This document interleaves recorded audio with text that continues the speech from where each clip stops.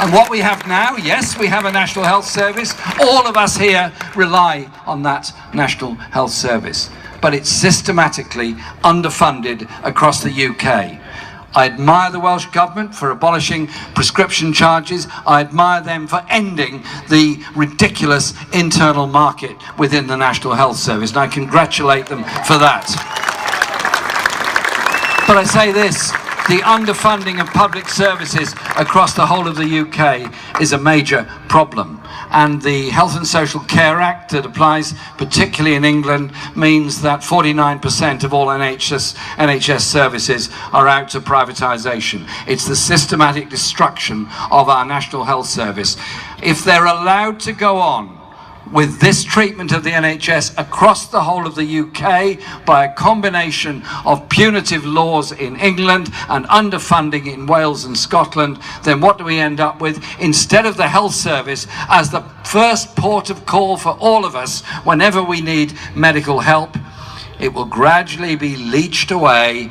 Private medicine will begin to take over, and instead of being our health service, will be like the remaining public health services in parts of the USA, will be a place of last resort when you can't afford to go anywhere else.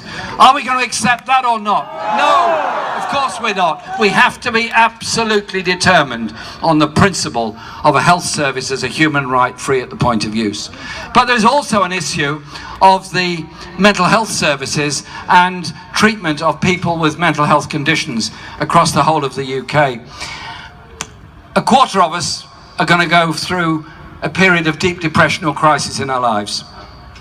Some of us will get through it because we've got understanding, loving partners, family, friends, community who reach out and help us understand what we're going through is a health condition that you can be helped through.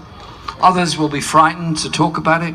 Young people in particular will often be very frightened to talk about it in school or college or university.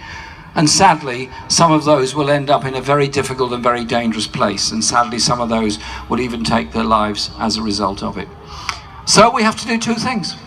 One is to change our language and our approach. If somebody's going through a mental health crisis, reach out and support them. Don't make jokes about it.